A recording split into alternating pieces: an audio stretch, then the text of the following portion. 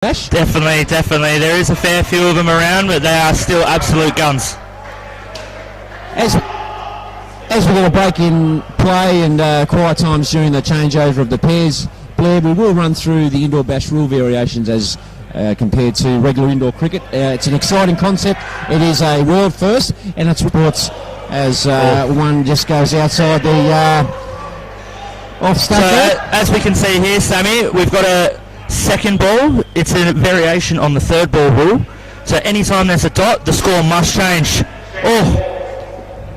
I believe that's gone into the back net for 5. That has gone into the back net for 5. He's done well to stop it first time, but the juggle has just put it back.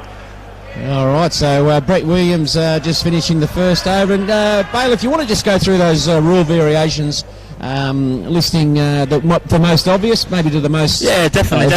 So there's actually going to be 20 overs of 5 balls, making it 100 balls per innings. There's going to be 4 batting partnerships of 5 overs each. Another couple of quick ones that we're going to do is 6 players will bowl 2 overs each, and 2 players will bowl 4 overs each. Teams will consist of 10 players, but only 8 players will be able to bat, and only 8 players will be able to bowl. 8 players can field at one time. Fielders can rotate on and off at the end of each batting partnership. Every player must either bat or bowl. Okay, so no passengers in the indoor bash as we start the second over. With a wicket, the back netter Ross Nesbitt has seemed to make up for his misfortune in the last over and secured them a wicket as Peter Lewis comes in and Blair tries to take him to the back net. I'm not sure if there's a bit of I don't think you're that good of a bowler, I'm going to tee up on your first ball, or if it was just there for him. Well, there's plenty of rivalries throughout. The indoor bash concept, of course, is a selection via draft, so each of these players have earned their spot by selection from the team captains and the team coach. A lot of background noise too. 2 games going concurrently. We're commentating Blair from the MCG. The wicket goes. That looked tight. There is reviews in this game, Sammy. We do have that instant review up in the top left corner. I'm not too sure how many they have per innings, but it seems like they have reviewed this one, and we'll see how it goes. It looked very tight for me. Yeah, very tight there. And of course, video technology at the forefront here at Seamers, not just for the inaugural bash, but for every game. And we've got the umpire scrolling through. Umpire Dean Demos happens to be in my over 40s team. Of course, you're talking modestly about your achievements. You're a current WA Opens player as well as the current WA over 40s coach. Yes, have been lucky enough to be selected as the coach for that. We did have a game against the 50s on Friday night, which went quite well. As we see it remain out. Great call there by Dino. I was sceptical. I thought it looked in, but my eyes have obviously deceived me on that one. So called in, reviewed and corrected. No, it was given out to start, and then the batting team has requested the challenge, and the challenge stands. Oh, there you go. The call remains. Call remains. All right, so 2 wickets in this over, so it's a very good over for Team Fonts. And bowling for the Fonts is Peter Lewis. Peter Lewis. As Peter comes in now. Not too bad work down there by Frenchie. Stuart French down there. Also another one of the Masters boys that has been selected in the draft. Did go rather high, if I'm honest. Not quite sure what number he went, but it was definitely quite high up. We've got the format for today, Bailey, is we've got each team playing each other once. So here on the MCG, which we will call, court number 2 maybe? Yeah, I'd say court 2. Usually the courts are called MCG and WACA, but, we're in WA, don't want to be playing on the MCG all day. No, that's right. But no, here it does. So court MCG, we've got Team Hully, Team Ryno and Team Fonts, of course, opening the inaugural bash on the MCG court is Team Ryno and Team Fonts. Then we will have Team Hully playing Team Fonts, I'm quite sure, and the finish Team Ryno. Team Ryno, sorry. Yeah, and then to finish it'll be Team Hully versus Team Fonts Team again. Hully, Team Fonts. So, unfortunately, we don't get a look at Team Nico today. Yes, Team Nico, they're needed by plenty to be the team to beat, although... Yes, they have been. Even? What your call would be even across all 4 teams? I think with the draft concept, it's spread out all of the talented players all around. There is some favourites that I like to have. I do like the concept that Team Ryno have gone for. They've gone for a lot of youth and players. As you've got to play 4 games in one day. Yes. People could be burning out by the end of the day, so to have people quite young and full of energy, I definitely think that could be an advantage for them. As you see, Josh Fawcett coming in there. Unfortunately for Ethan Benson, he's just knocked that one into the 2 net for 2 runs. But yes, Josh, very good player, bowls quite well. Oof. One straight in the ribs there. Straight in the ribs of Frenchie. He would have loved that one. It's a nice one for early in the morning.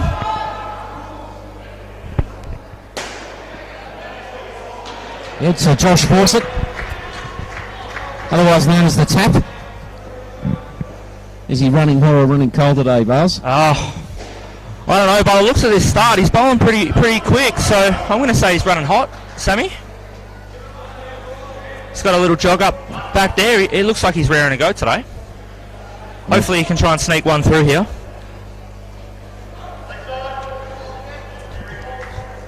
So as we've seen there, we have a wide. All wides and no balls are actually re-bowled in every over. In a normal game of indoor, it's only in the last over are they re-bowled. But with all the shake-ups that we have going on, that is one of them. So 3rd ball is now 2nd ball. And every wide and no ball is to be re-bowled in every over. And we've got a bowling power play as one of the rule variations for the indoor bash as well, Bally? Yeah, we do. So in that one, once per innings of the bowling team, they must select an over to be their bowling power play, where wickets become -10. Okay, so a crucial... Yes, very crucial. So obviously you would have your best bowlers bowling to the weakest pair out there to try and take full advantage of that one. But to compensate for that, the batting team also gets 1 power play per innings. So you would think the batting team would try and give it to their best batters, which I think might be this pair, if I'm completely honest. This is one of their better pairs. As we see Josh Fontana coming in. Yeah, the captain for Team Fonts, Josh Fontana, another left armour. Yeah, also one of the Australian Open men's players. Only one in WA at the moment, current.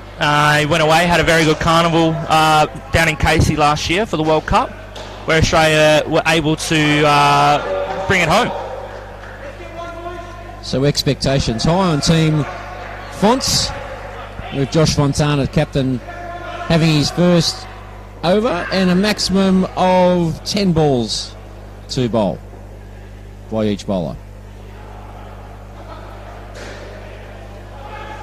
So being 5 ball overs, if you're bowling 10, means you've bowled 5 wides, so you'd be pretty disappointed. So I don't think we'll be seeing anyone get to 10 balls maximum today. As we see another... Well, this is 2 we've seen from Fonts now. Who knows, we might get to the 10. Might be putting a bit of a mocker on him there, but he's a very, very class bowler. Beautiful swing and has a very hard to pick cutter. It cuts a long way too. And what would be Team Fontana's or Team Fonts' tactics today? Is there anything that's it's openly obvious from the early overs of the innings? From the early overs, it looks like Blair's trying to attack anything that's just that little bit of the back of a length. So maybe that could be an option to try and bowl back of a length and tuck him up a little bit. Just get it right in at him and try and get him to play a false shot. But at the moment, I don't see too much. It's a very class batting pair that we've got out here first. Oh, as we see one slip past Beautiful him. Ball, beating him and over. We had the 2 captains facing off each other there, Bailey, for a brief period. Yeah, we did. It was definitely good. Apart from the 2 wides, I thought that was a pretty decent over. So Team Ryno at 24 runs. How do you think they'll be feeling in that? I think, considering they lost two wickets in the second over, the way they've been able to come back from that's been pretty well done. as we see Stuart French coming in here. Bowls a very accurate line. Consistently hits the same area, swinging it both in and out. So is definitely a class bowler, and we can see why he's bowling the last over to try and possibly negate them taking their batting power play.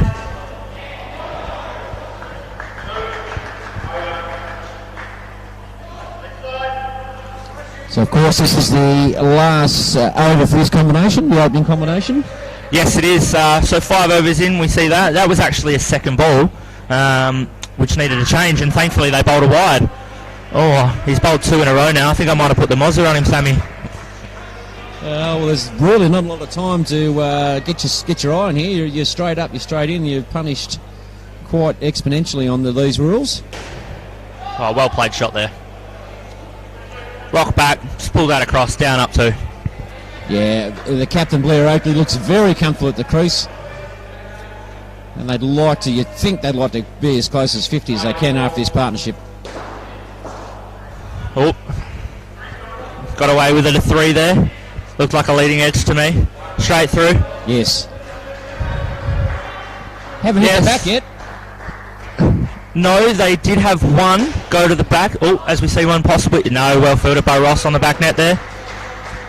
We did see one in the first over. It was going for 7, and Ross was able to jump up and stop the 7, but unfortunately dropped it onto the back net for 5.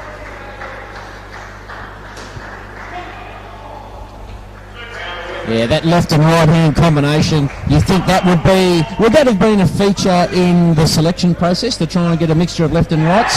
These two here bat together all the time. In Super League for years now, they've been batting together, and in 4 overs they average 30 or more.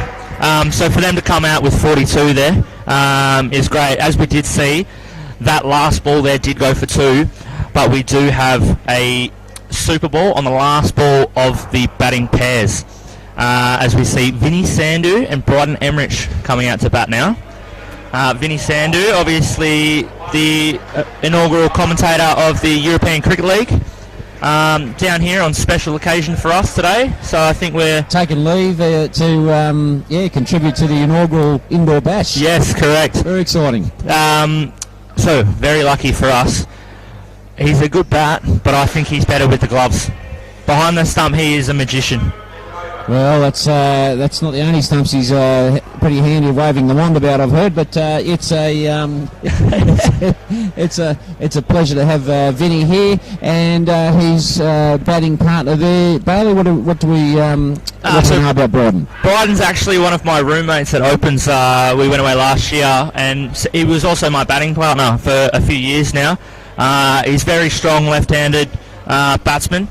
Does get the short ball quite a lot to him, because that's usually about a normal height for someone else, because he is very small. When you're 5'2", most of them are short balls, aren't they? So most of them are short, so you'll see a lot of chops from Bryden, especially into the 2-net, just because he gets that height, plays it nice and late under him and gets it down and up, gets his partner to the other end. As you see Louis coming in for his second over. By the looks of this, I think Louis might be one of the bowlers that's going to bowl 4 overs today. Okay. Yep. They're using him quite early, so it is a possibility. Yeah, of course, 6 players bowl 2 overs each, and 2 players bowl 4 overs. Well bowled there. That's the perfect line that you want. Indoor cricket, it's a little bit different. You don't want to be bowling outside off, because that's just easy free runs. You want to be trying to hit their hip, because they can't flick it down a fine leg for 4 anymore. As we'll see him try to flick that one down into the back net. Unfortunately, it is only worth 1, Sammy. Yes.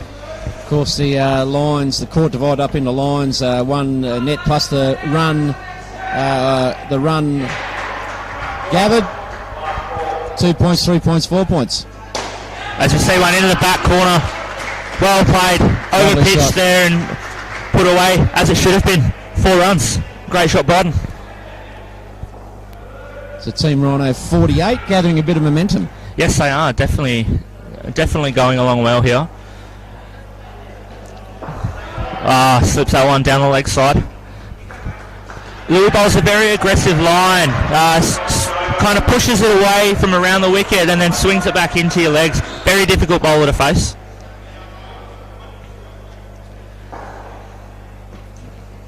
Oh, Yeah, overpitched again and dealt with accordingly. Once again, 5 into the backcourt for Vinny Sandu. they'd be very happy with that opening over with that combination, you think, Bailey? Yes, absolutely.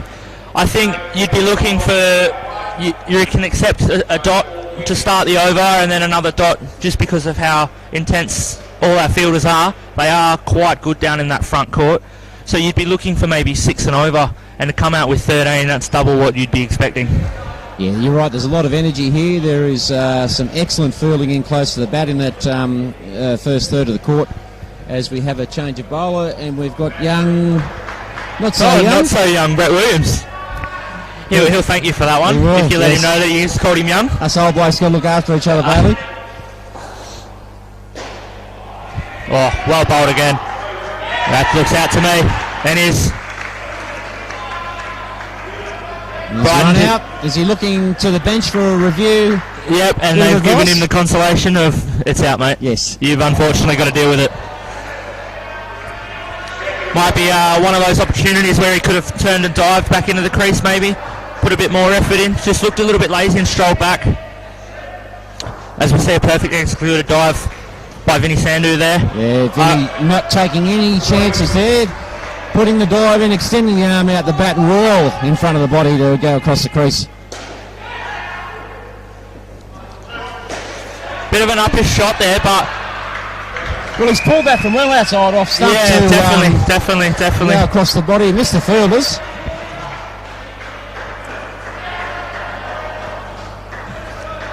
I'm not sure if that would have been a catch there or not. Oh, I reckon there might have been a missed opportunity there. I reckon there was definitely a case for it. Probably was leg, but you never know. You've got to appeal to get the wicket.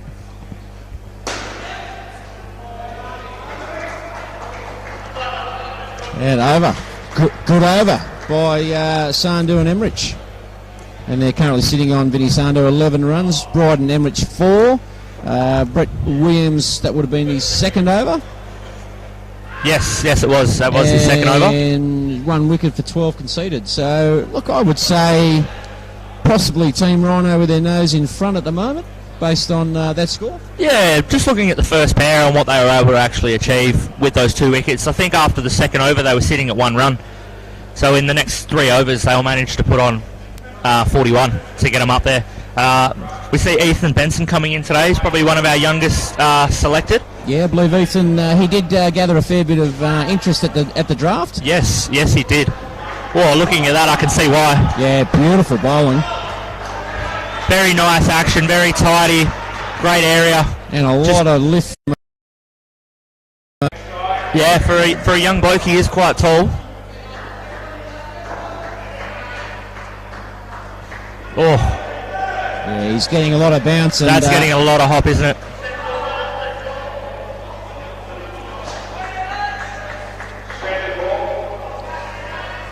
Oh, yes. Well, outdone him. Yeah, off the net, off the back net. Vinny may have a case there for it being quite short, but to me it looked pretty reasonable. I don't think it went above him. Yeah, so Vinny Sandu, for those watching, he's saying should have been a no ball. Should have been a no ball, yeah, because of height. Yeah, the umpire's saying no, it was a fair delivery and duly caught. Anything above the shoulder is a wide. That should be a no ball. Yep, and called. Unfortunately for Ethan, Bryden is a lot shorter than Vinny. Yes, he's going to have to adjust his length there. Very much so.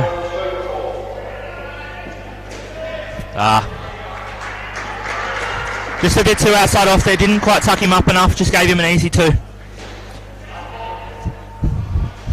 Oh, looked like both teams were nearly unaware that there was that no ball that had to be re-bowled.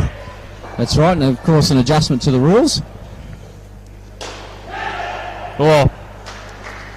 Flashing shot outside the off stump by Vinny Sandu. That is the over. And Ethan Benson for his opening over here in the indoor bash. He's 1 wicket for 2 runs. Yeah, that's an astounding over. He had Vinny Sandu on toast pretty much. And then just to get him caught in that fashion, well bowled, son. Yeah, and good catch by the captain, Josh Fontana, off the back net there, all over it. And look, the fielding from Team Fonts it's been pretty good, apart from that one mishap early in the the opening over or the opening 2 overs where they let one through to the back net. Yeah. They've been very sharp. They're onto it. Yeah, definitely. They've been very good in the field. I think they need to just try and close in a little bit more on the front court and just try and suffocate the batsman a little bit, especially Vinny Sander, who seems to be struggling at this moment in time. Yeah, Vinny, anything that's not outside the off stump, he's probably having a little bit of trouble with. But again, not selected for his batting. No, definitely not. I believe he was selected for his keeping. But he is a handy bat. I think he's just in a bit of a tough spot at the moment, not playing as much indoor cricket as he would have liked. Oh, missed opportunity there by the captain, Josh Fontana, keeping stumps. Small window for a run-out opportunity, but couldn't quite glove that as it came through to the keeper. Yeah, and that's the difficulty of keeping in indoor cricket for those that are just tuning in for the first time. There isn't a chance for you to stand back and let the ball come to you. You have to be right up at the stumps, even for your quicks. As we see Bryden place one in the back court there for 4. Beautiful shot. Yeah, lovely shot there, Pryor. And for those, again, joining us live on the stream, it is the inaugural Indoor Bash for 2023. Indoor Sports WA, live from Seymour Sports Centre in Balcutta, Perth, Western Australia. As we see a wicket. No, off the leg. Umpire Dean Demo is very quick to call that off the leg, and rightly so. I don't believe he got anywhere near that one, unfortunately. Well, you got to yell. You've always got to appeal because you never know. You never know these days. So Team Francis pulled them back a bit. They slowed down the run rate after a pretty spectacular first over by this current combination. Team Ryno now sitting on 67 runs. 25 for this combination after 3 overs? 4 overs. This will be their last one now. Over. Well, Team Fonts definitely has, they've stemmed the flow, definitely. Absolutely, as we see Josh Fontana coming back in again. Obviously, going to try and take advantage of the weakness that Vinny's showing at the moment. I believe this is probably a good move. I 100% would believe that Josh will be bowling 4 overs. We see a half chance there, just missed. Well taken in the front court there by Brock Hickey. Just not quite in the zone for the back netter to take that one cleanly. Very tough chance for Ross on the back. Unfortunately, it was missed.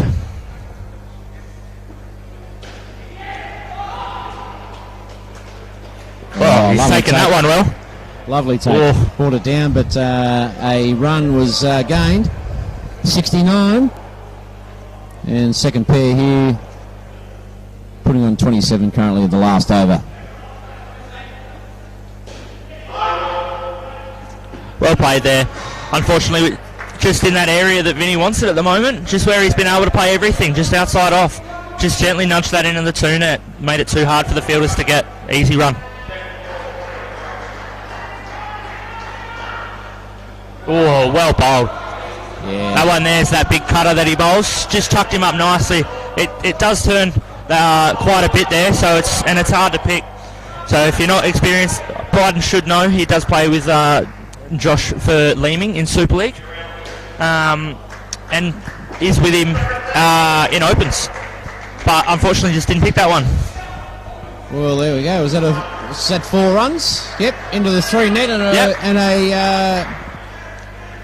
and a run. As this pair comes off, and they've added 33, 75 now for Team Ryno. Probably they'd be a little bit disappointed with that. I think that would probably be the lower end of where they would have wanted to add. I think so, but I also think that what they've actually put on the board is quite good.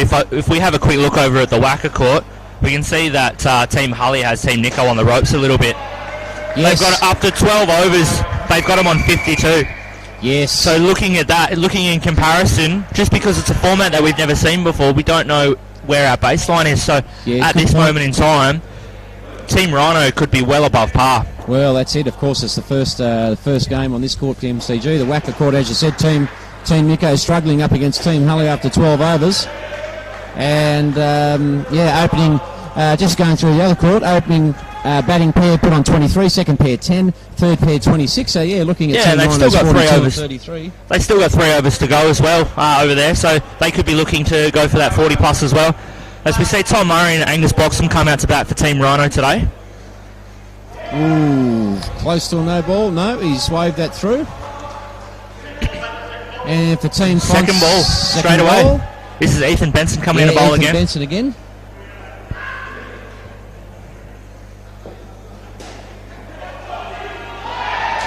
Oh, well done there by Stuart French on the front. Created half a chance there. Angus just a bit too quick to get through. This is one pair that I definitely do want to see how they go today. These two are the future of WA. Angus is an absolute gun. Same as Tom Murray. They were both in the team last year. For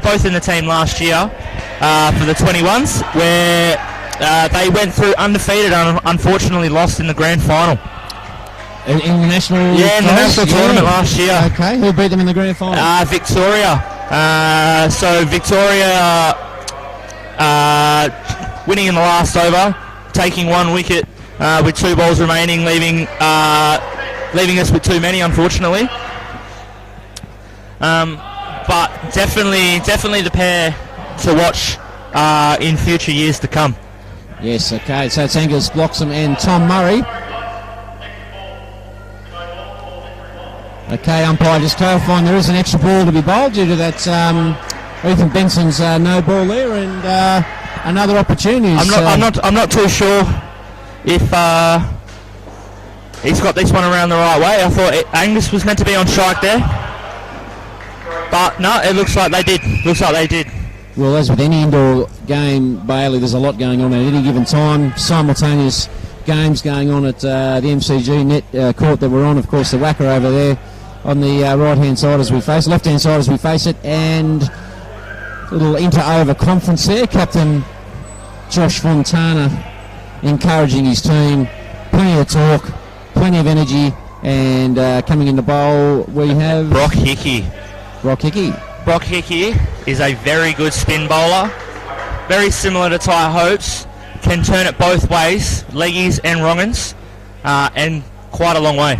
Gets some nice good drift on it as well. Flight, tosses it up, drifts it down, gets that good rip. I would be thinking we can see a couple wickets in this pair, or in this over, sorry. 8 runs added currently for the batting pair. Oh, he's dragged that one down. Oof. Half a chance there. Stuart French just couldn't deliver it to Ross on the back net. Now, how important is the back fieldsman? Oh, the back netter is one of the most important. As I like to call it, he's the keeper of the back net. So he needs to be at the stumps every ball. He's in the game every ball. He's always there. As we see, the ball's got to go back to him pretty much every time to get it back to the bowler. Yeah, nice ball and well played. Good use of the feet. Yeah, came down the track to that one quite nicely. Negated the spin. Got it on the bounce. Sort of yorked himself, but again, doesn't turn if you get it there.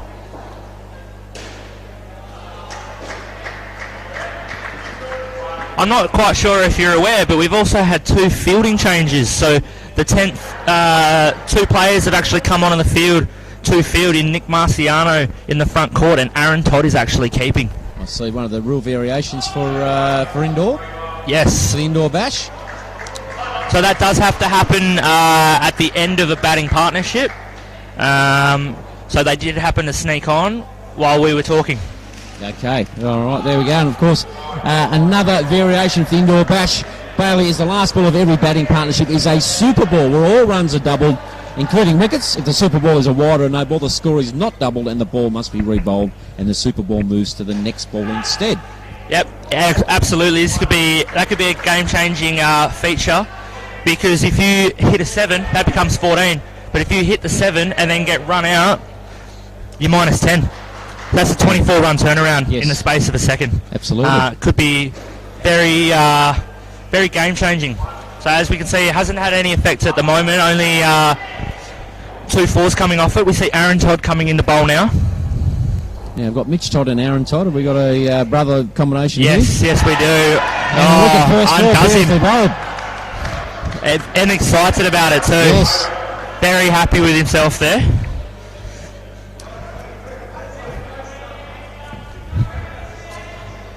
But no, we've actually got a few Todds in WA. We've got Mitch and Aaron that are playing today. Oh, He's called a no ball. He's bowled him twice, but it's been no ball, so it can't be out. So front foot over? Front foot cannot touch the line in indoor cricket. In outdoor, it has to go over the line. In indoor, it cannot touch. So he's just overstepped the mark there. So we've got a re-bowl. Dino just getting a little bit confused with the rules himself there, forgetting that one's a re-bowl as well. Oh, undone his partner there. Test for review? No, I don't believe so. I believe that was out by a long way. Tom Murray could have been unfortunate to be backing up just a little bit too far there, but with this second ball rule, you may have to be trying to run every ball. So He was just there, but in normal indoor cricket, anything down the pitch is usually no run, just because it's going straight to the back netter. Oh, as we see another no ball. Okay, we've had a bit of a tumbling in the net there, but all's well. The second no ball and frustration on young Todd's face there. Very disappointed with his no ball indiscretion so far. Getting a hold of it, that's a little bit too high in the elevation there, Bailey, so nothing really gained. No, he did get 3 for it, but obviously wasn't the one that he was after. He was after a 7. It was there for him, just didn't get it. So we're hitting the roof? Hitting the roof is worth nothing. Yes. We need to hit the sides or the back net to get any extra runs. Excellent.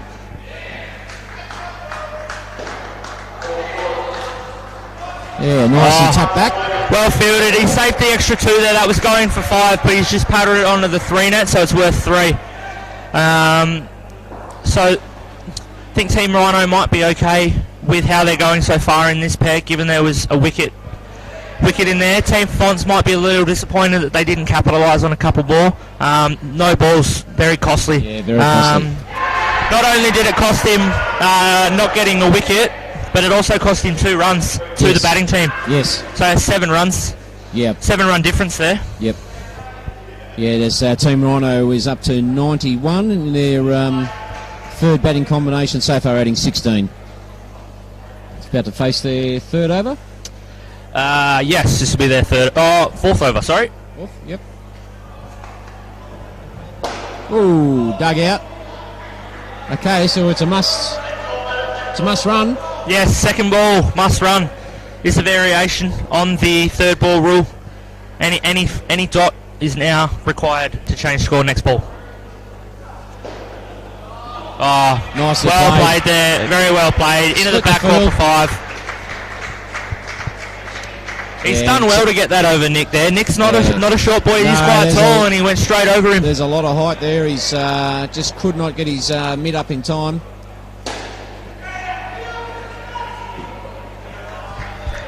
Well played there. Although it went quite straight, it did go quite high. Allowed him time to get there.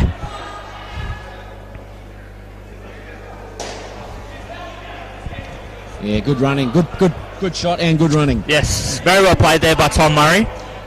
Tom Murray and I happen to play in a midweek team together. We bat together a lot. He is very energetic when he bats. Oh, beautiful shot. Oh! So we did see that caught off the back net, but because it hit the back net on the full, you cannot be out caught. Yeah, beautiful. So 7 scored, 6 runs plus the one that you run. And a pretty handy catch, but not worth it. So he did try and flick for the run out. If he does flick for that run out, it is out. Yeah, that's great indoor cricket play. All the skills and all the highlights there on showing the one play. As we've got the captain returning, is this for his third? This is his third, yes. So I believe he'll bowl 1 over at every pair.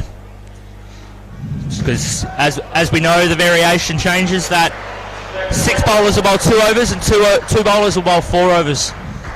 And 5 ball overs for those just joining us here on the live stream.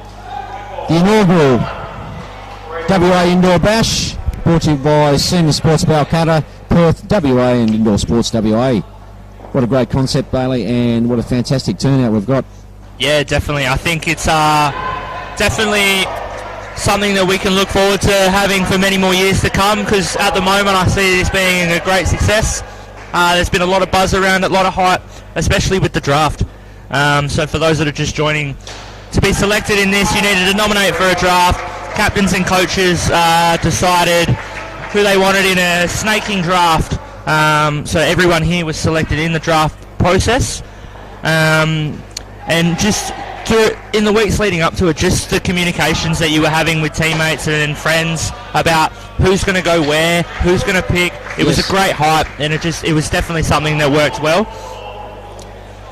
As we see Super Bowl coming up.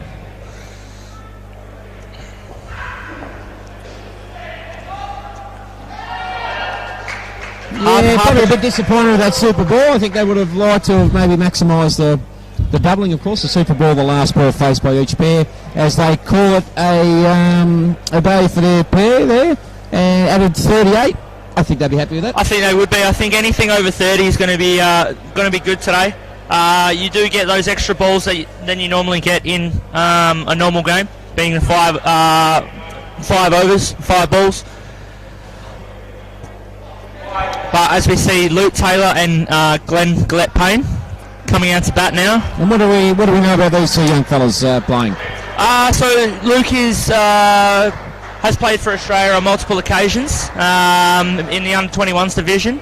These two have batted together at 21s back in, I believe it was 2017 in Mackay. Both of them obviously becoming a little too old to play now. Yep. They do play at different Super League centres, so the rivalry becomes friendship today. But yes, Glenn is definitely picked in the side for his batting. And we've got the bowling power play. We have a bowling power play. Brock Hickey bowling. This could be a bit of a tactic here. Glenn is a little bit susceptible to spin early on, so could struggle against someone that's turning it both ways. And of course, the bowling power play feature is a wicket is -10.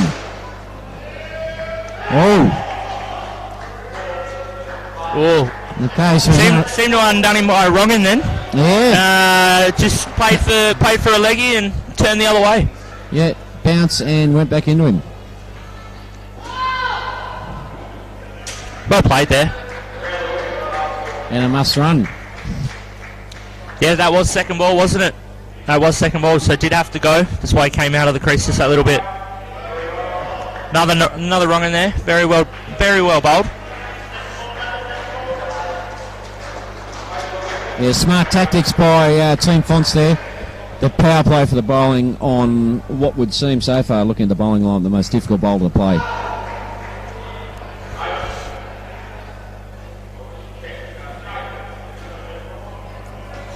Stepping back there, using his crease well, just allowing him to cut that one into the 2 net for 2 runs. Team Fonts will really look to try and take this wicket here to capitalise on their bowling power play.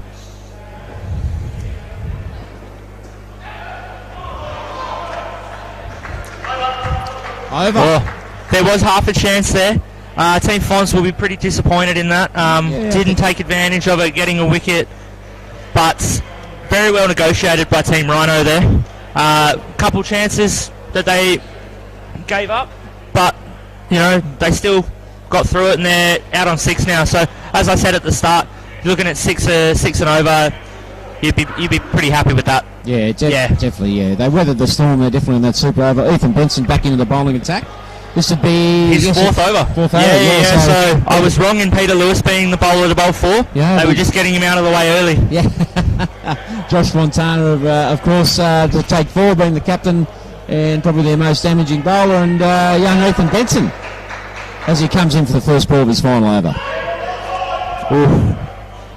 Again, wide re-bowl. Nice loud call there by Glenn. Just letting his partner know that there's absolutely no reason for us to risk losing that run. Peter Lewis not happy on the back net. Okay, and a wide gives 2 points to... Yes, it gives 2 runs to the batting team, unlike outdoor, which only gives 1. Yep, and an additional bowl for the Super League rules, and finally got his finally got his width right there, but still, they've managed to get through and add a couple of the scoreboard. Yes. Oh, straight through him. Very, very well bowled there. That one looked like it just swung in a little bit. He was playing for a bit more of an outswinger. Just let it go through his gate. Oh, to have that wicket on a super play. To have that wicket last over would have been absolutely amazing for Team Fonts.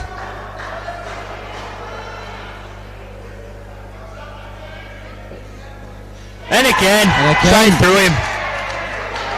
Yeah, young Ethan Benson, he's really put the clamps on this last partnership. He is lighting this game up at the moment. He is putting Team Fonts right back in it. Yeah, I think that's at one point there they might have been looking at a plus 140 score, but yeah, probably plus 150s if I'm completely honest. Yeah, they'll have to really bring it back to get into that 130, which I think may be a competitive score from what we're seeing. Oh. Just dragged that a little bit short for the hat-trick ball there. Has clean ripped in twice and then just bowled that one about a foot and a half over the stumps there. So he'll probably be a little bit disappointed in that, but happy that he's got the 2 wickets so far. Oh. Great glove work. Beautiful stumping. One of the Todd boys. Yeah, Aaron Todd there. Great work behind the stumps. From what I could see here, it looked like he was trying to bowl a cutter and it looked like it cut through him.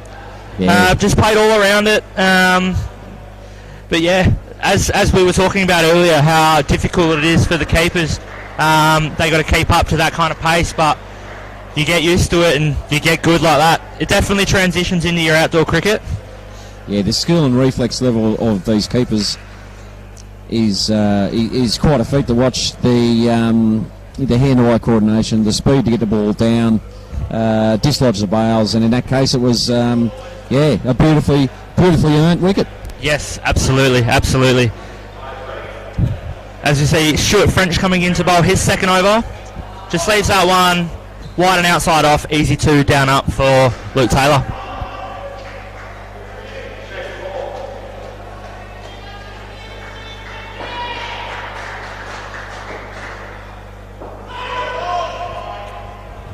Yeah, an easy giveaway there, 2 runs and an extra delivery to face. And again, it's not so much the extra delivery that you've got to give, it's what the batsman does with it. Yes, exactly.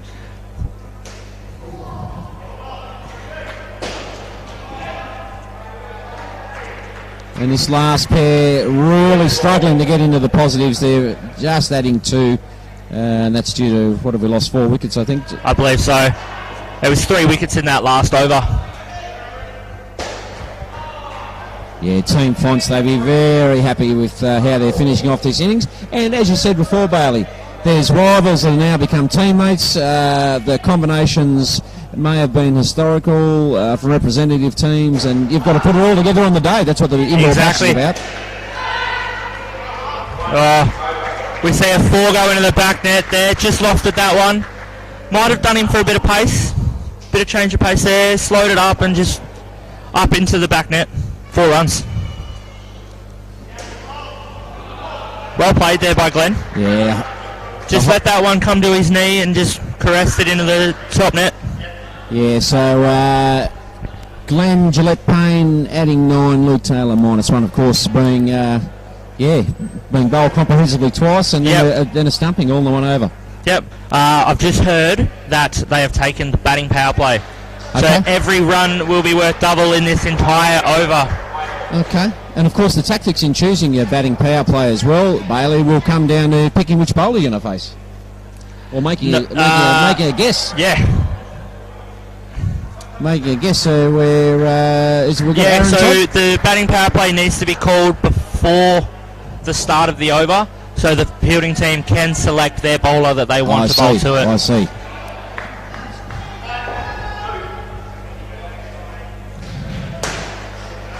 Yeah. Back net there for 4 and 1 run as well. I've just been reading up as there's been a lot of rule changes. I'm still brushing up on my knowledge of it, but the batting team can actually call a batting power play after the bowler has been picked. so the fielding team can't change it. Yeah. Well, that's fair enough too. And he's just gone 2 5s in a row, so almost maximum, but 20. Oh, didn't have the ball. So 20 points in 2. 20 runs in 2. As we have a review for a run out. Camera angle will be at the perfect point for this, I believe.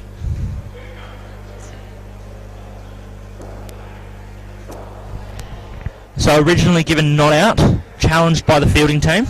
Okay, of course, there we are at the striker's end. We're zooming in. Bit too far away from me here, Bailey. Your eyes might be better than mine. It looks out to me. Looks like his bat's on the line. Unfortunately, we don't have what the professionals have, and we could be missing that crucial frame. So it's been given not out. That crucial frame that we're just missing. But to even have video reviews is an absolute blessing for absolutely. today. Yeah.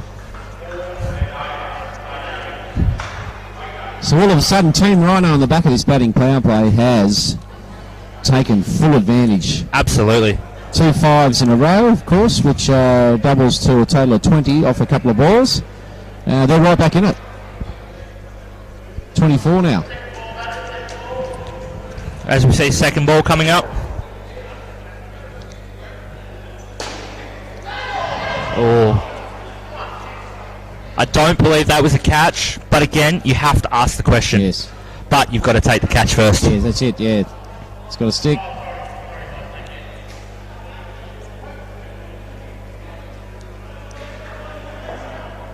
Last ball of the over. Oh, unlucky. It's only worth 2 there. He's drilled his partner. Glenn couldn't quite get out of the way there. He'd be disappointed that he didn't let that one touch the net. Well, Aaron Todd, 2 wickets. And it's becoming for the last over. Yeah. Last over. Yeah, Josh to bowl the last over. Team Ryno have definitely brought this one back out. They've done really well here. Well, the power play, I certainly have looked at batting power play, but a master stroke as far as when they've timed it, and they've capitalised. They have capitalised. So it could possibly be something that you bring in for your weaker pairs. Yes. By the looks of this, I think it's working well. If the team's on top, just let it go, and then when you're struggling, you get your batting power play, because wickets are still only worth 5 in that over, so your risk to reward is very high in reward. Oh. Another cutter there, beaten in, all ends up. As we see, second ball. We have Josh Fontana coming in to Luke Taylor. Yeah, Luke playing very straight that last super over. Let's see what he's got for the last over of the innings. Lovely square. Probably the only option he had. Yeah, absolutely. Just put that one a little bit too wide. Easy shot into the 2 net. Crossover, avoid the second ball.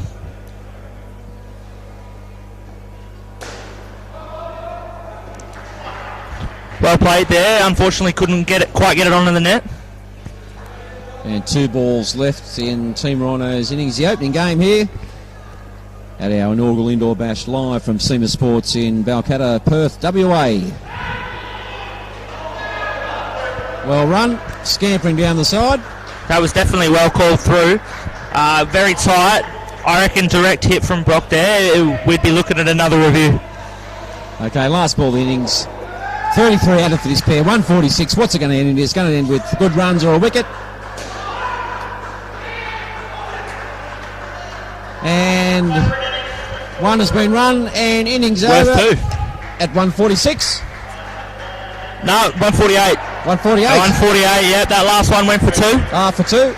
Because it went for 1, but Super Bowl doubles the score. Of course, yes. Last ball of every batting partnership is a Super Bowl. Yes, you know what, Bailey, by the end of this comp, by the end of today, we'll have these rules down pat. I reckon we will. Come our third game on here, we'll definitely know these rules inside and out. Hopefully you guys watching at home will know these ones just as well as we do.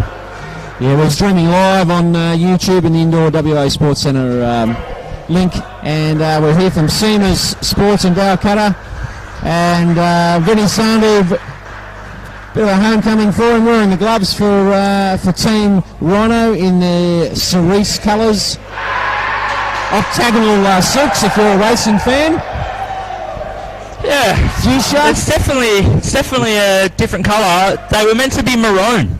Yeah. But if my eyes deceive me, that is a lot more pink than maroon. Yeah, it's more pink. It's definitely more pink. COVID supply chain issues, Bailey, still. Yeah. Obviously in the colour world of fabrics and garments. Yeah, they couldn't get the right colour dye. No. They were missing a couple drops.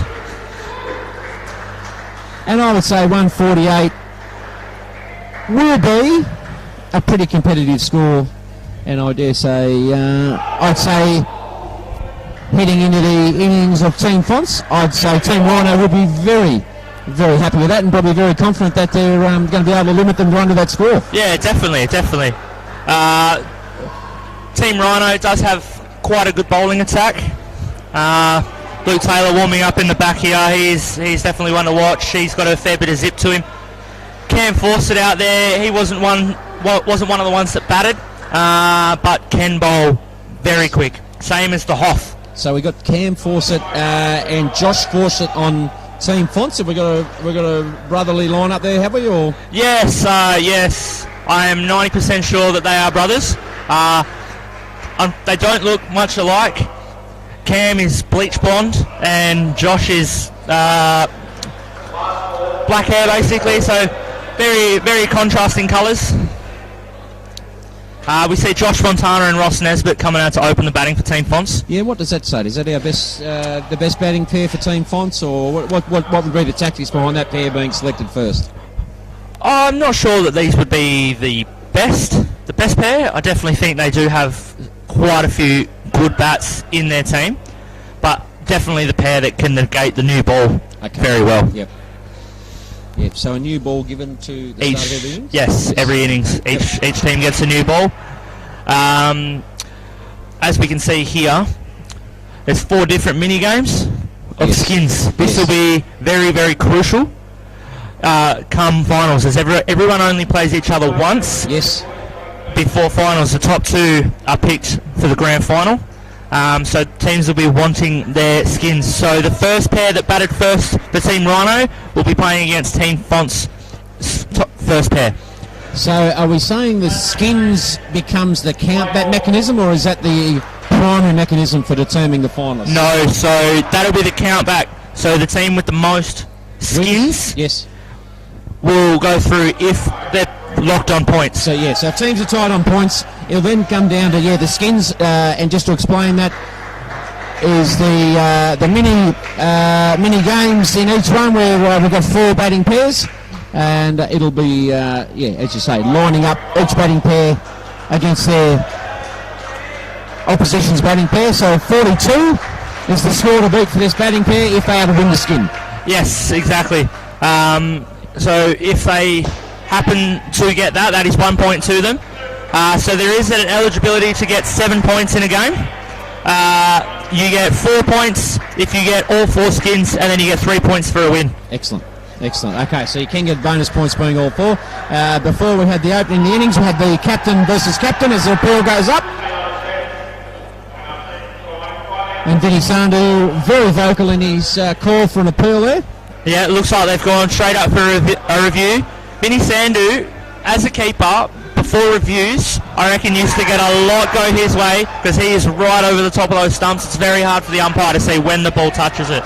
But because we have the reviews here, I reckon he might be a little bit hard done by on this one. Okay. To me, it looked in. Didn't have control of it straight away, but he was very confident.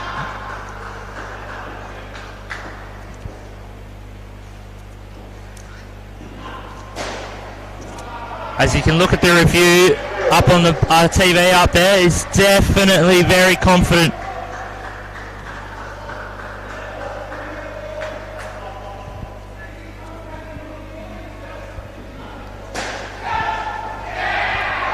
Technology's screen by screen as best we can. Will we get a clear decision?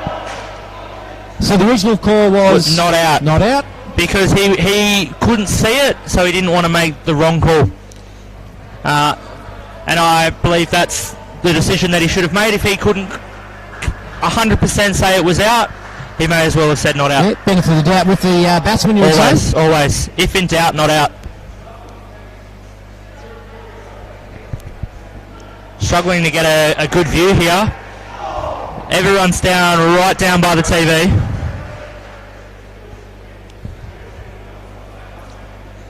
It looks like you guys might be getting a better review than we are.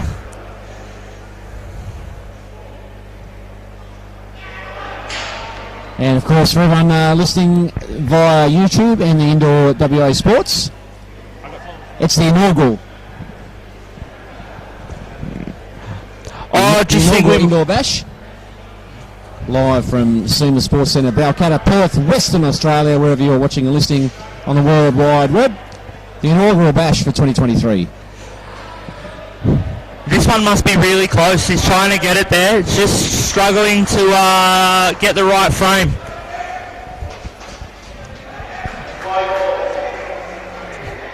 Hopefully we should have a decision for you soon. Yeah, a bit of a break in place. We're zooming right in. We're trying to get the best we can. And of course, a very happy Easter to all those Greek and Orthodox Easter celebrants today, Bailey. Yes, happy Easter to them. Oh, given out. Given out. That's, I take it back. Vinny Sandu, well done. You know better than me. Vinny showing his appreciation for the technology here. Blowing kisses at the crowd. Loves the show, Vinny. And thankfully for us, always managed to put one on. And the two captains facing off in this first pair. Josh Fontana, captain of the team, Fonts, Blair Oakley bowling. And nicely fended a rising delivery just outside the off stump, and he's fended off and come through for two. Some real variations we've been through before. Wide or no ball does require an very well bowled there. So it's outside the off stump, it's come in. And Josh Fontana needing to run on this ball.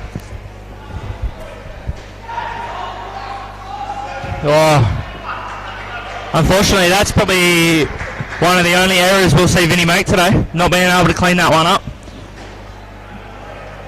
So after the first over, it is Team Fonts still not off the mark. Wicket there, a run out on appeal. On review, I should say, the run out, and that has given Team Ryno a very good start. And again, that's one over down and yet to get off the mark. And new bowler in. Here we have Tom Murray. Tom Murray bowls some nice gentle in-swingers. So be looking to try and get to the outside of Josh's bat here, being a left-hander. Josh negating that one very well into the two net. Yeah, a bit of height there, young Tom Murray. There's a bit of youth.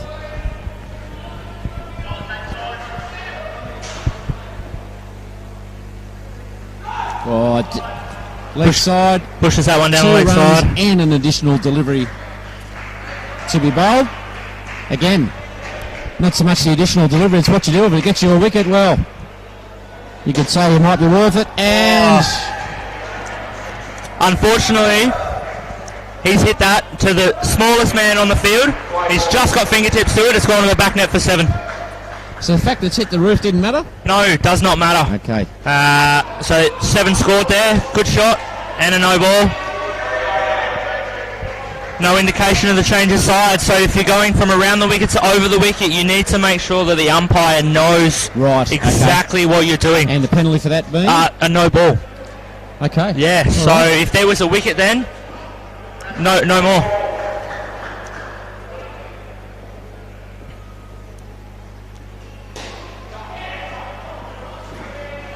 Yeah, nice flick. And Team Ryno defending 148. Team Fonts second over. Yeah, lovely shot. Lovely shot. Well put into the back net. Just over pitch there, and just too easy for him to just put down on the back net for 5. Yeah, well, a player of that calibre, and that's easy pickings. Absolutely. That's easy pickings. It just shows you how quickly things can move, Bale. Turn around, we've gone from 0 out to 25. Yeah, very quick, isn't it? Very, very quick. But no, definitely what the doctor ordered for Team Fonts. So I've just had a question come through. Can you socials, yes, we've got the socials happening. Excellent. Can you explain why Glenn batted but isn't fielding? So we have 10 players, or actually 11 players. You got 10 players plus the captain. So there's 11 players in each team. Yes. So one won't play per game. Yes. But 2 players cannot field and 2 players cannot bowl but must bat. Yes. So everyone has to contribute in some form. way. Yes, correct. Yep, keep them coming in if you're watching us live through YouTube or the Indoor Sports WA link. Feel free to put your questions through. Where appropriate, we'll read them out. Is the camera safe? Well, hopefully the back netter can do their job and stop it for him. I'll tell you what, it would be a pretty accurate shot, but it would have to be a direct hit to smash the lens. Definitely. Oh, very close there. Justin Spilker chipping in with a little cheeky comment about Bryden's height there, saying he should have caught that. Yes. We'll forget that Bryden is 5'2". Yeah, well, height's no barrier to performance in this game unless you're got a... He's given that 4.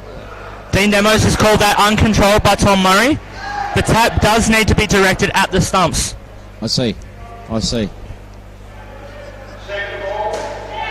Well played there. Oh, right. Great fielding. Okay. Yep. So if the ball, if you're batting it on recklessly and it hits the back net, you suffer with a additional. Yeah. So you've got to runs. It is to the umpire's discretion, but to his discretion, he didn't tap that in the direction of the stumps quite enough. Excellent. All right, Team Ryno defending 148. Team Fonts first pair in. Last over? No, second last. Second last. 5. That's it. New bowler is Angus Bloxham. What do we know about Angus's bowling abilities? Angus Bailey? can do pretty much everything with the ball. He's a left armour, swings it in, swings it out, cuts it one way, cuts it the other way, has a good slow ball. He is definitely one of the ones to watch in future years, as I said in the batting innings. Well, he's a big boy, there's plenty behind it. Let's see what he's got as he about to bowl to Josh Fontana, the captain. Good bit of outswing there. Oh, half a chance. Gone begging. Flick just a little bit too high for the back netter. That one, unfortunately, wasn't because of his height. That was just not close enough to the stumps. Yeah, nice shot. Great shot. Very well played. Team Fonts definitely in good pursuit. Ross Nesbitt. Lovely straight drive of the ball to get a 5-run shot.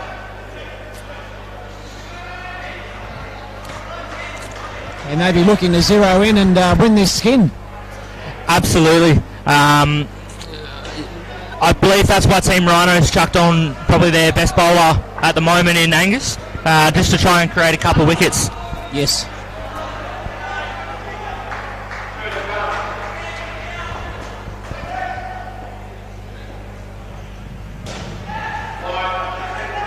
Very well played there.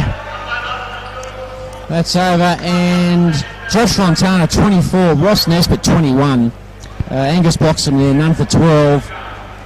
And at the moment, with 1 over to go, Team Fonts looks like they could very well take out this skin. 4 batting partnerships per game, and of course bonus points available if you win all 4 skins, being the batting team highest runs on your particular team. So a total of 7 points up for grab in each game, and grab for each game, Bailey, and that's going to be crucial. Exactly. Every skin's going to be so important. You got to be fighting hard for your skin. So Team Fonts will be looking to build on their score and help the team score, but doing their best not to lose this. And of course, we're not just playing for fun and competitiveness today, Bailey. We are playing for prize money. There is a total of $5,000 prize money up for grabs. The winning team Looks like they'll take away the majority of that. You won't be empty-handed if you're the runner-up, but the lion's share of that $5,000 prize money, proudly donated by Coca-Cola Western Australia, will go to the winning team. So a nice day's work if you can get it. Probably a bit too flat there from Ross. Put Josh under a little bit of pressure there. We see Cam Fawcett coming in. It's a bowl now. He's one of the ones that didn't bat in the first pair, or in the first innings. Yeah, plenty of high, whippy action, long stride into the bowling crease, as opposed to a lot of our bowlers today, Bailey. Short steps, very quick actions, and this fellow is long strides and a big release from up high to slam it down to the batter. Yeah, could possibly get away with trying to bring that one just a little bit more short. I think he just needs to try and tuck them up a little bit more. It's just a little bit too full. They're wanting the drive just like that. As you see, one going to the back for 8. So 4 runs, doubled is 8. Yeah, off the final ball of the batting partnership, the Super Bowl, and we watched that again on our replay, and that is well done. And Team Font's first batting pair, led by their captain Josh Fontana, a fantastic effort, 60. And they get the skin over Team Ryno, so a very, very good start. Very, very good start. If I have one criticism of Team Ryno in that pair, I think they bowled too full. They needed to try and tuck them up a little bit more, make them play the twos, bring the front court into play. Too many of their balls went into the back court, allowing for high scores, and it resulted in them pulling out 60. Yeah, full deliveries, certainly at this level of indoor cricket. Wouldn't say it's easy, mate, but it's a lot easier than getting away from your body to get the 5 or 6 or 7 runs on offer up the back. Definitely. So our new pair in for Team Fonts, as they would be very happy with that 60 runs. Our new team in. Who we got here, Bailey? Casey Bond has just snuck onto the court. I also think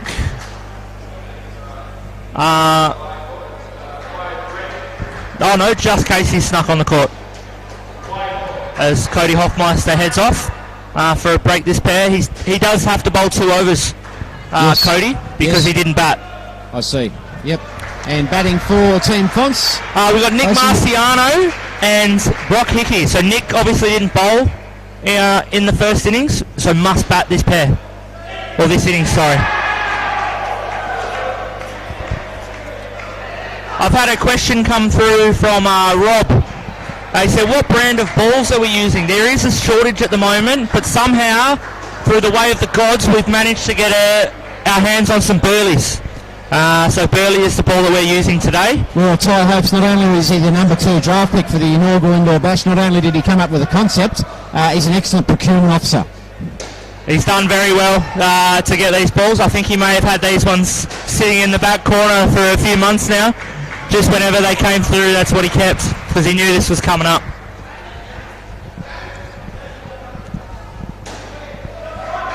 Great shot there for 3. Team Ryno really crowding around the bat, aren't they? They're really cramping the batter for him. Quite noticeable compared to Team Fonts. Team Fonts fielders in that front part of the court did tend to be back near the net a little bit more. But Team Ryno trying to apply the pressure. It hasn't worked so far. Hasn't worked. It's just because they've been just a little bit too full. They just haven't been able to generate their front court, bring their front court into the game. They need to bring it back, stop allowing teams to drive, and put it into the back court. It's just been too easy for the Team Fonts at the moment. We might do it around the grounds over at the Wacker. Bales, we've got Team Nico defending 123, and we've had Team Hully. Looks like they've got the first skin as they've just changed it over there. They have 28 to 23 as their second pair goes in. Currently on 31. Team total chasing 123. So a high scoring game over here at the MCG as we go in for our next over. We got Luke Taylor coming in to bowl this one. Luke Taylor had a reasonable go with the bat, but also lost the wicket a couple of times as well, didn't he? Yeah, he did get castled a couple of times in a row. I'm sure he won't. Aaron won't let him forget that. Oh, sorry, Ethan. Ethan, yes. Ethan has a little bit of bragging rights over him now.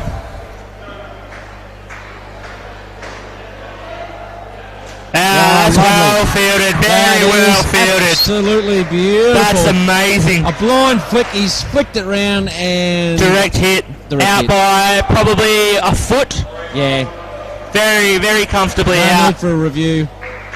Brock smiling as he ran to us at the back. He goes, that was well fielded, wasn't it? I said, yes, it was. Usain Bolt would have gone home on that one. Oh.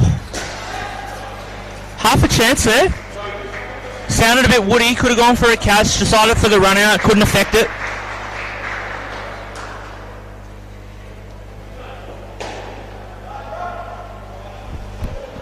Close again. He's definitely getting better on ball and getting a lot of height off his hits, but I would say he takes a while to wind up, this young fellow, when he hits it. Yes, definitely. Those long legs need a bit of room to get moving. Yep. Oh, another direct hit run out of the front court. Blair Oakley. That is outstanding fielding. That's 2 run-outs in the over, and boy, that has really, really put the game back on an even keel now. We give credit to the fielders because it was outstanding, but you have to give credit to the bowler. Luke Taylor, the first guy for Team Ryno to bring the fielders into the game. Yes.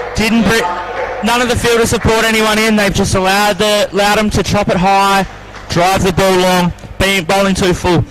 Luke bowling it back into the hip region, making the guys get down on it and bringing the front quarters in. And as you see, it warranted 2 wickets.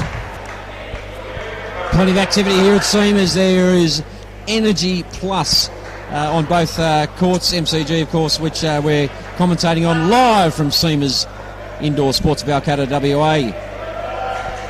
As we see a leg side wide given again, and a bonus delivery. So we see 2 runs. What a catch. Blair Oakley. You can't keep him out of the game. He's just too good. That catch, he's just plucked that from nowhere. Unfortunately, Nico did hit it straight to him, but on a couple of juggles, it went straight in. Yeah, the reflexes are superb. The hand-eye is great to watch. And if you're watching indoor cricket and you're a bit of a novice to it, enjoy. This is a very, very good standard. Numerous Australian representatives filtering through all these teams. We've got Super League participants. We've got international experience. It's just a very, very quality lineup and a high level of indoor cricket to watch.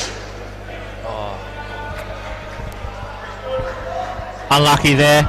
Straight to him. Couldn't quite collect it. Dropped it on the 3 net. Might have been a chance for a run out being second ball as well. Chance for one here. Nah. And needed to be a direct hit. Bowling for us for Team Ryno. Is Casey Bond. So again, Casey didn't bat in the first inning, so he must bowl 2 overs.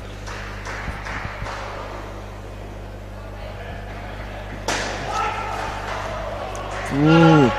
Oh. So is the next ball of the over a run ball? Yes. It's second ball.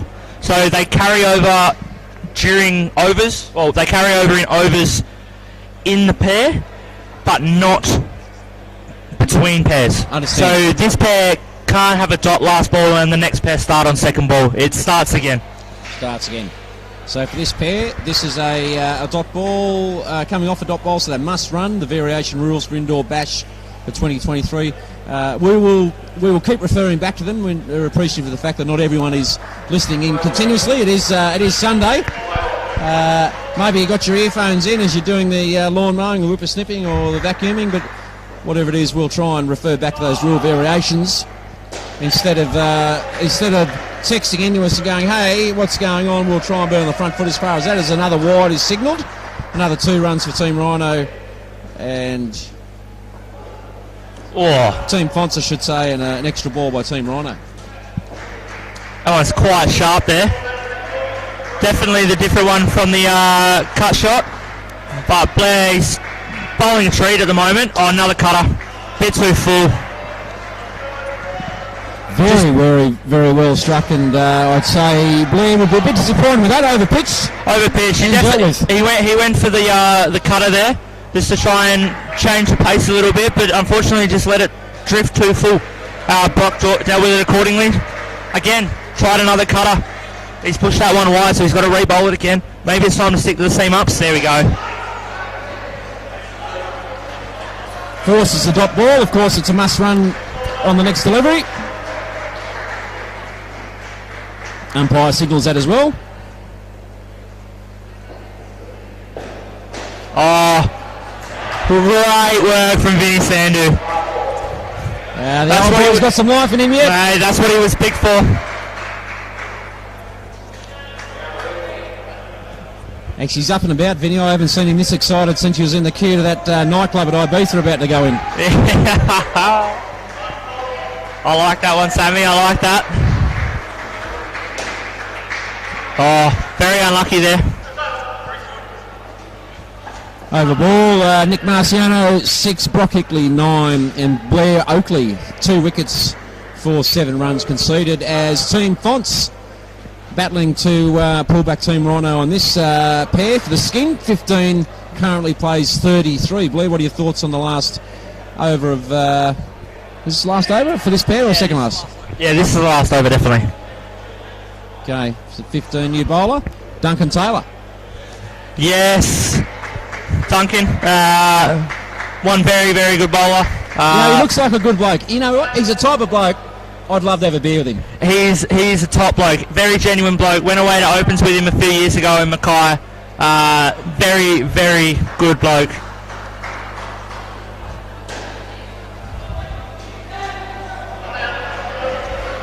Probably a bit full there, just allowing him to just rest on it and nudge it up into the top court, or top corner. 17 Team Fonts. Again, we're looking at the mini skins comp in between each game there, chasing 33 for the comparative pair for Team Ryno. Oh, that's out. That's out. And that's great fielding off his own bowling. And Nick Marciano cannot believe it. A exasperated sigh there as he muttered his displeasure after getting run out. Is he calling for the review? I believe the coach has been calling for it.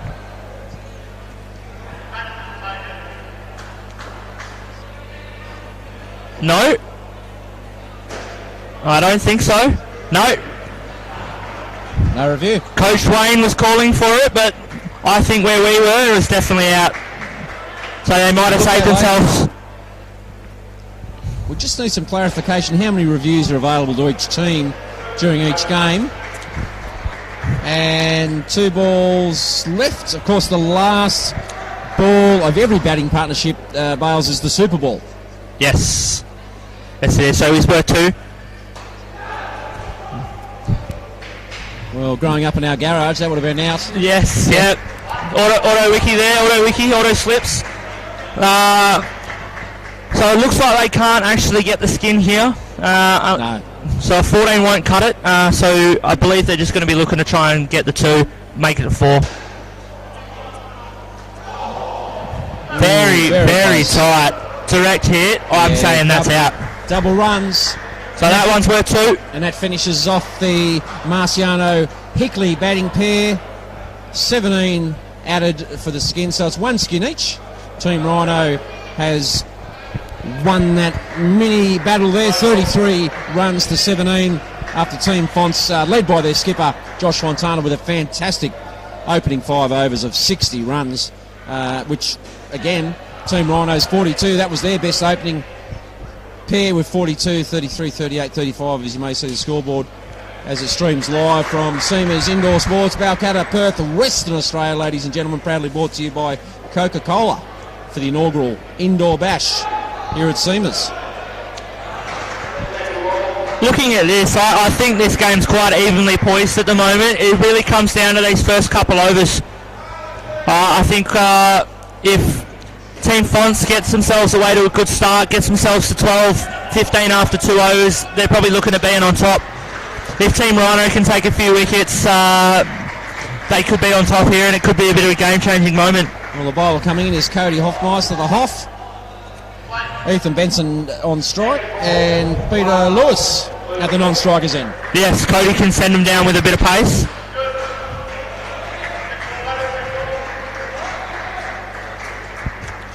Second ball rule. So second ball straight away. Oh, that's a no ball. That's a no ball.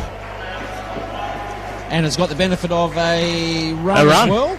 Yep, Louis taken off being third ball. I think the tactic would just be, we'll just run. But yeah, very, very sharp and straight at his head. Yeah. Well done to get away from it. Louis leans on that one nicely. Again, just a tad too full. Definitely wasn't as full as the one before that, No. but at least this one bounced. There we go. That's a better length, shot. but well played. Yeah, he's forced the shot, but That's an amazing shot. He's leant back, saw it was back of a length, and just put it over on the 3 net for 3. Drive. Oh, probably had Louis there, I think.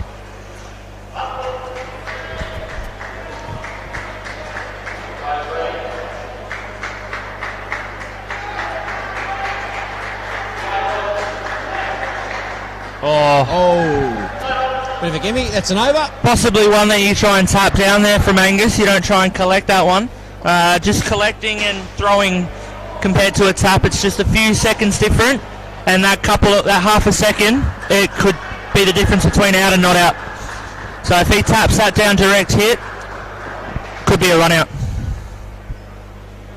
So the third batting pair for Team Fonts has added 11 to the score. The mini skim we're looking at as well, they need to beat 38 as it's evenly poised at the moment. Team Ryno and Team Fonts 1 skin each in this game. Batting pairs go head to head as far as their total runs scored, and that will determine bonus points as well as count-back mechanism if it comes to the end of the day. It's a round-robin format where every team plays each other once. See Angus coming in to bowl now.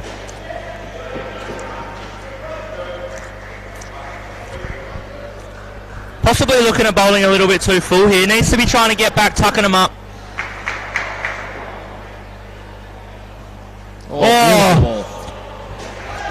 Angus says, don't worry about what you're saying, Bailey. I'm just going to try and clean rip him. Yeah, beaten for pace. Not too far from hitting the top of the bail there in the off stump. But I reckon it missed it by a coat of varnish. Yes. Bit wider that one. Second ball. Out. Done. Very easily done. Very easily done. Very good work there behind the stumps from Vinny Sandu. Yeah, quick turnaround. Saw the opportunity. Released in the back netter. Did the rest. Good teamwork. As Team Ryno probably gains the ascendancy, looking at it now. Another one. What a catch. The faintest of nicks. Faintest. And gloved beautifully by V. Sandu. All I'll say about Vinny, it is game 1. It is. But the man is made of rubber. He's made of rubber. Us old blokes, the day gets longer and the joints get harder to move. Beautifully done. Blind turn. Chance goes begging there. Yeah. Louis, fair way down the track. Just a blind flick. Didn't really try and get it to the stumps. Possibly could have been an extra run for Ethan if he wanted one. But dot ball in the end. So first ball will be second ball. Sounds weird to say, doesn't it? First ball is second ball. Yeah, if you're listening in for the first time and if you've got no appreciation of cricketing or indoor cricket terminology, you're going to be consulting the dictionary. We'll do our best to explain it as we go throughout the broadcast, live to you on YouTube and, of course, Indoor Sports WA, the inaugural Indoor Bash, live from SEMA Sports in Balcatta, Perth, Western Australia, wherever you're listening or watching on the World Wide Web. Very happy Sunday to you, and for all our Greek and Orthodox compatriots out there, happy Greek Easter. Yes, happy Easter. As we see Casey coming in. Yeah, Casey just looks like he just looks like he's falling over. He's not being very straight up at the crease. Just keeps falling to his side, just making it drift across the batsman. Yep. Looks like he just needs to get that front arm up nice and high and stand nice and tall. That's a bit better. Yeah, a bit better. Trying to generate the extra pace to make life difficult for the batter. Certainly short of a good length that's rising. That's just what the batter does with it. I'd say the skills of both these batters in chopping the ball down into the net is as good as any pair that we've seen so far. Benson and Lewis. Well played there. You don't give any criticism to the back net there with a shot like that. You've got to, as a back netter, you've actually got to really trust your two-liners and make sure that if the two-liners get it, you're at the stumps ready to collect it. So that one there just sneaks past Duncan Taylor on the two-line. That goes in the back court for 4.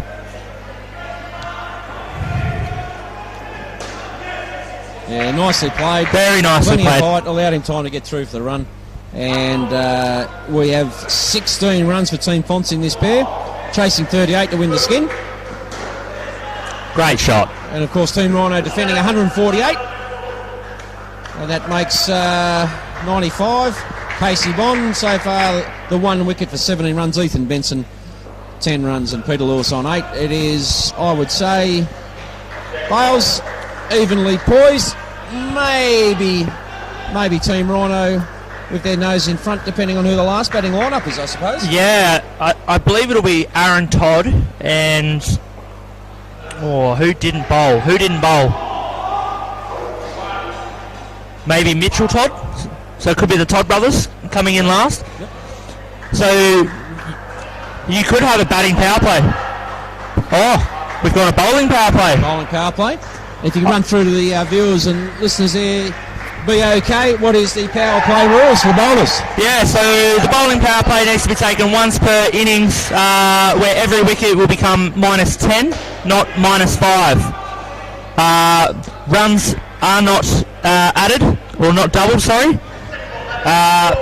So basically this is Team Ryno's way of trying to get on top of the game. They've brought their gun back in. There it is, -10. -10, back to 8. Big wicket. Launched out of the bat there and beautifully fielded, and just a regulation stumping on the back of a great fielding effort. That was launched. I think they should be around the other way, being that was the second ball. So it's hard for Louis to be... I think Dino might have this one wrong here. Yeah, second ball. Yep, no, he's got it right. He's onto it. So Peter Lewis should be on strike here. Ethan Benson was the one given run out.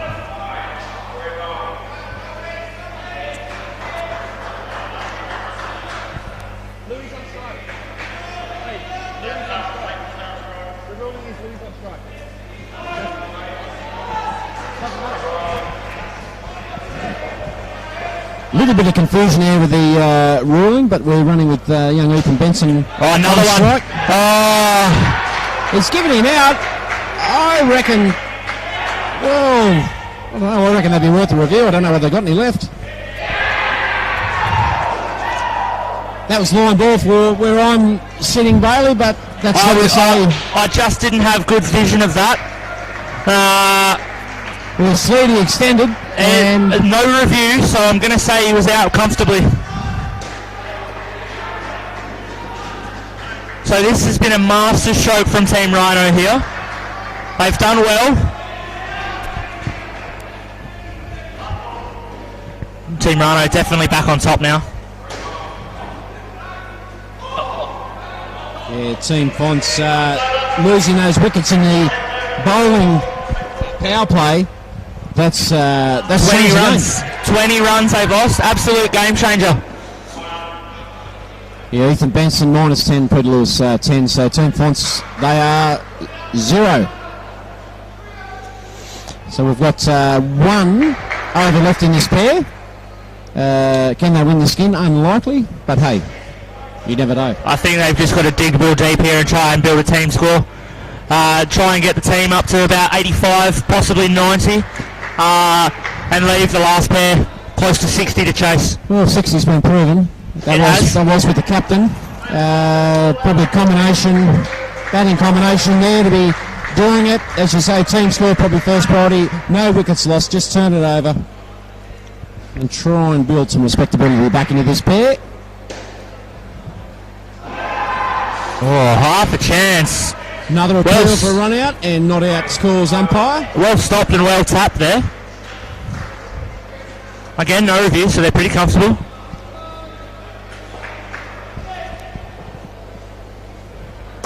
Oh, great Yorker. And beautifully caught there. Obviously, bump ball.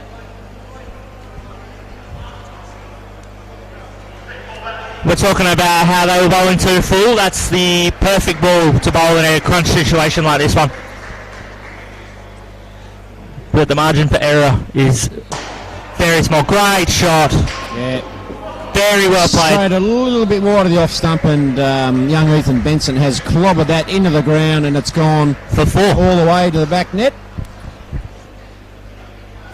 And 1 run as well. Okay, so we've got a second ball. The pressure really builds. Oh, here we go. Second ball, Super Bowl. So they have to change the score. That score has to change, and it's doubled. Big moment here.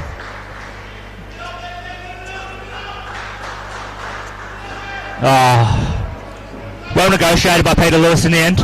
Yeah, well bowled. Definitely it was definitely a tactic. It was definitely a full and wide delivery. Yeah.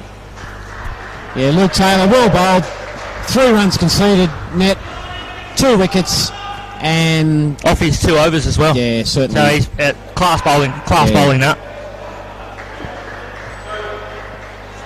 Team Fonts needing 62 runs to tie and 63 to win. Chances? Well, 60's been proven. You can get it. It's just an extra 3. And this pair have the batting power play as well. They have the batting power play up their sleeve, so everything is doubled. So we've got the Todd boys here? Yes, we got Aaron and Mitchell. Okay. Who's the older sibling of these two? That's a good question. I think it's Aaron. I feel like it's Aaron. I could be wrong. Or you would suggest batting chemistry would be no problem with the brothers. Most brothers have a innate sense of what each other's game's like and calling the runs. So. Some brothers can do it, some brothers can't do it. Yeah, you're live here from Seamers Indoor Sports, ladies and gentlemen. Proudly brought to you by Coca-Cola. It is the inaugural Indoor Bash at WA. Balcatta, Perth, Western Australia, wherever you're watching and listening. I'm Sam Dawson. Bailey O'Keefe is my co-host and expert commentator. MCG is the net here at Seamers. As Team Ryno takes on Team Fonts, and the captain of Team Ryno, Blair Oakley, didn't look out. Puts another over in for the final batting pair. Oh, they've gone upstairs. Vinny's not too sure because Vinny had his back to him. As Todd, I can't say Todd because they're both Todd. As Aaron ran down the far side behind Vinny, this one could be difficult to judge.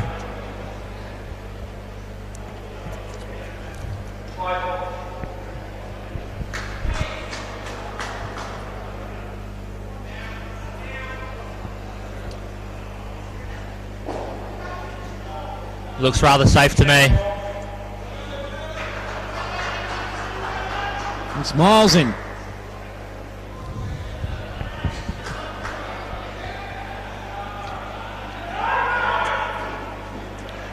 He's going to have to change. Changing the angle. He's going to have to look at when the stumps have been broken. And then he'll flick back to the other camera at the same time and see where he is. That looks out. That looked out to me. Danny Sanders claiming the wicket. I've got to go to Specsavers 2 for 1 special at the moment because I've called that in by a mile. Obviously, I'm not reading the frames properly. Umpire is. Looks like the stumps have been broken there. If we flick back to the other camera angle.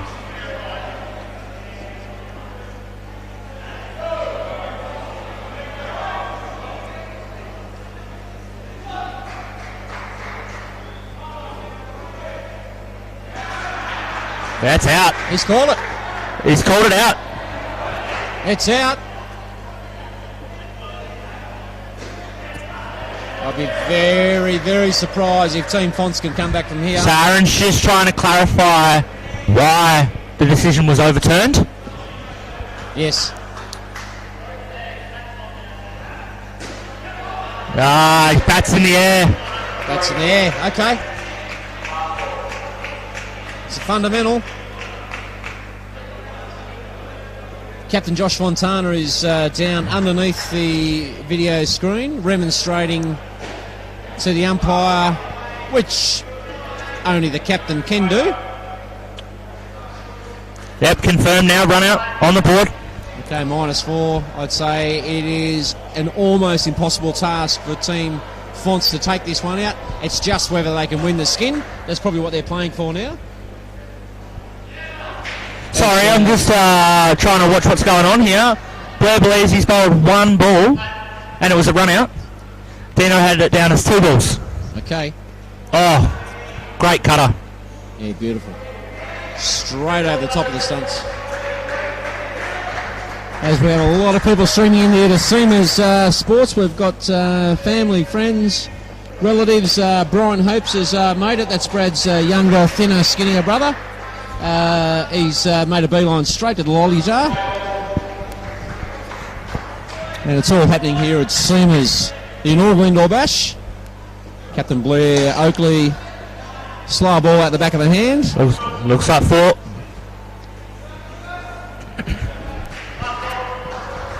Four runs, last ball of the over. I believe this pair is going to have to be very aggressive in the way they bat. They'll be looking for a lot of back nets. Fielded. Well, the pressure's on. The pressure's on. Very much so. They're running, and I'm Team Ryno just like a python wrapping themselves round Team Fonts, slowly applying the pressure and just choking the runs out of them for this last batting pair. A forlorn hope for a win. Bailey, an outside chance for a skins victory. I definitely think they could pull off a skin here, Team Fonts. But I guess we're not taking into account that there's a batting power play as well. True. So that is true. Look at how quickly it turned around for Team Ryno in their power play. They got 20 off 2 balls. Okay, we've got Cam Fawcett, is it, coming in the bowl? Yeah, correct.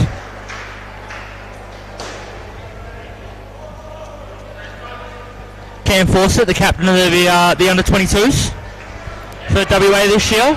Okay, the Wolves. Played opens last year, decided he wanted to go back to 22s and lead the boys. Well, he's given that plenty. Mitchell saying that was worth 6, that was worth 2. So it's a big 2, as I like to say. It's getting quite aggressive.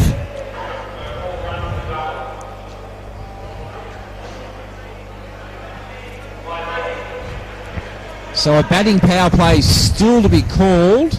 Just run through to the listeners and viewers out there, Bailey, the batting power play selection. When can they choose to do it? So the batting team must select it before the start of the over. They can select it after the bowler has been chosen, and the fielding team cannot change the bowler once the batting team has selected the batting power play. Okay, so we're running out of overs. Mitch Todd on 3, Aaron Todd on 2, Cam Fawcett, probably one of the more expensive bowlers for Team Ryno so far, none for 24. 91 runs, 148 is the total. That is possibly a stretch, but with the batting power play still to come in, and 30 runs to even the skin. I'd say that would be their aim, to win the skin. Yeah, I think that's the only option they've got at the moment. They still need upwards of 50 plus, and confirmed they have taken the batting power play. Batting power play and bowling for Team Ryno is Cody Hoffmeister, the Hoff. The Hoff is back.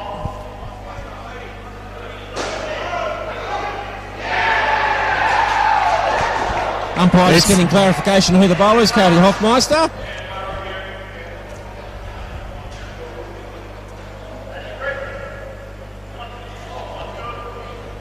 So double runs there, so 1 becomes 2. He was hoping for that to be a no ball, but he had left his crease. So to get a no ball above height, you have to stay in your crease. So leaving your crease. Well, hit him in the midriff, so I don't know whether that would have been called anyway. He's caught easily. That's what they have to do, unfortunately.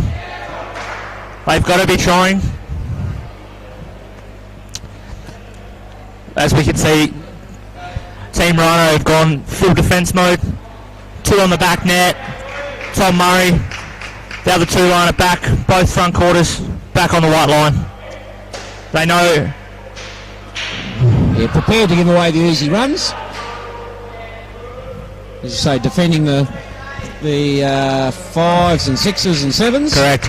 We saw a big collision there between Mitch and Cam. Being in such close proximities with everyone, it is bound to happen. But both seem to be okay. Yeah, surprise Bally, it hasn't happened before. There's been a lot of very intensive running. That's the first mid-pitch collision we've had, as Vinny Sandhu is making some comments about the state of the ball. No, not happy with it. Could be too much wrong with it. Hoff's looking at it. Maybe the seams come off a little bit. There's a loose thread there. There's a little bit of a thread coming off, but nothing. Doesn't look like there's anything too. Beautifully struck and beautifully fielded.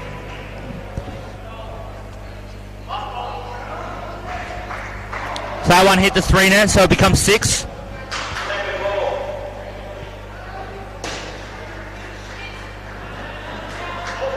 Yeah, the Todd boys getting a little bit frustrated. They've just been squeezed out. The bowling's improved. The ball, no loose balls outside the off stump. It's all being angled into the body, and the length's been very hard to put away. I think Team Ryno, after that first pair, definitely sharpened up their act. They didn't give away anything easy. No real gifts.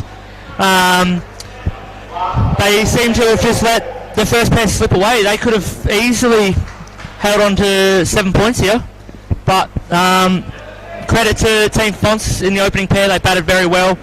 They put away the bad ball, and unfortunately for Team Ryno, there was a fair few of them. As we see Angus coming in to bowl again for his final over.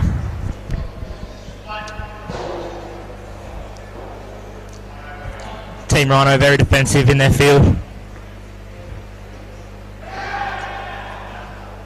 Appeal for a stumping. Vinny Sandhu onto it, beautifully gloved. Bail straight off, but umpire said no, he's in his crease. Vinny's going to review it. And the umpire is just explaining that the captain has the right to review. Only the captain can review it, and Blair said no. There you go. So Vinny can't talk his way into that one. Yeah, one of the few occasions he can't. Beautifully chopped in. Worth the 1. Looking at last over or second last over? This will be second last over. So there's still a chance to win the skin. I believe Duncan Taylor will come in and bowl last over.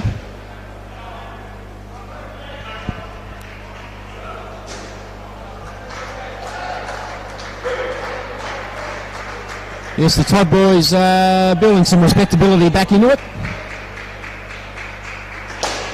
Yeah, again, beautifully struck. But that's well fielded by Bryden there. That was hit directly at him. It was going to the 2 net, and he ran and dove into the net, saving an extra run. Shows how crucial every run can be. Roll of the wrists and built into the ground. That is over 25 runs. This last pair, Mitch Todd and Aaron Todd. 15 for Mitch, 10 for Aaron. Angus blocks them. Excellent figures. -6 net runs in total. Plenty of wickets there. As we look at the scoreboard there, Team Ryno, 148 would seem to be out of reach unless something miraculous happens. And otherwise, it's a battle for the skin. As the last bowler of the day is the captain, Blair Oakley, taking his 4th and final over. Of course, the rules variation for indoor bash allow 2 players to bowl 4 overs each, and the 2 overs for the other bowlers.